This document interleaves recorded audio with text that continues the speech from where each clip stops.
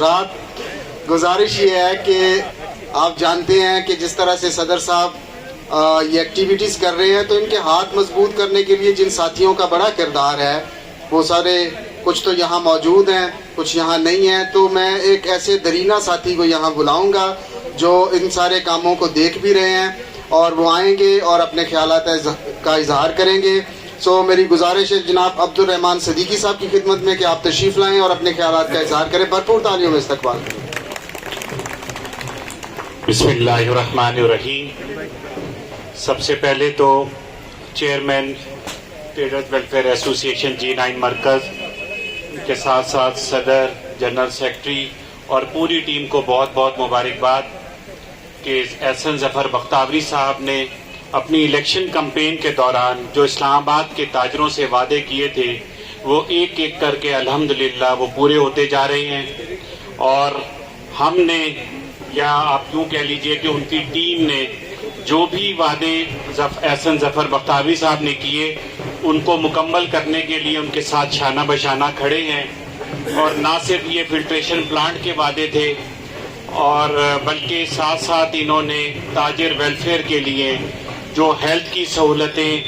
اور دیگر سہولتیں، مختلف جگہوں پہ ڈسکاؤنٹس وغیرہ، اس کی ذمہ داری بھی میری لگائی تھی۔ تو الحمدللہ آج اسلام آباد کے تاجروں میں ہم بیٹھ کے یہ فخر سے کہہ سکتے ہیں کہ نہ صرف اسلام آباد چیمبر آف کامرس کے ممبرز بلکہ اسلام آباد کی پوری تاجر برادری اس سے مستفید ہو رہی ہے۔ میں ساتھ ساتھ یہ بھی کہتا چلوں کہ احسن ظفر بختیوری صاحب نے یہ تمام اخراجات اپنی ذاتی جیب سے پورے کیے ہیں بھائی، کوئی چیمبر کے فنڈ سے نہیں کیا۔ جب ظفر بختیوری صاحب پچھلے سالوں میں وعدے کیا کرتے تھے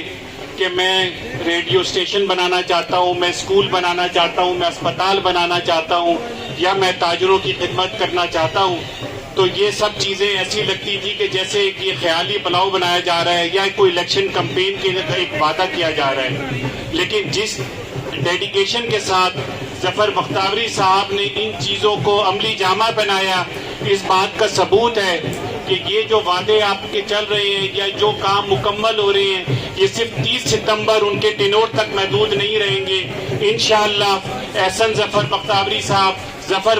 صاحب جب تک تاجروں کے درمیان میں بیٹھے ہیں اور جب تک ہم ان سے کام لیتے رہیں گے انشاءاللہ یہ وعدے ایک ایک کر کے پورے کرتے رہیں گے۔ میری دوسری گزارش، احسن ظفر بختیوری صاحب، آپ نے جیسا کہ ہم سے ہر دفعہ یہ کہا کہ یار میں چاہتا ہوں کہ کوئی ایک فری ڈسپینسری بھی یہاں پہ بنا دی جائے،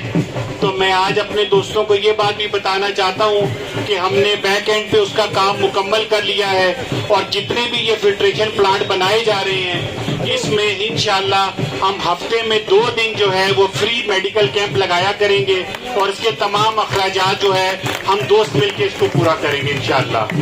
تو میں آخر میں ایک دفعہ پھر تمام دوستوں کا بہت شکریہ ادا کرنا چاہتا ہوں جو یہاں تشریف لائے، اور انشاءاللہ ہم اپنی ذمہ داری کو پورا کرتے رہیں گے اور احسن ظفر بختیوری اور ظفر بختیوری صاحب کا ہاتھ مضبوط رکھیں گے۔ بہت شکریہ۔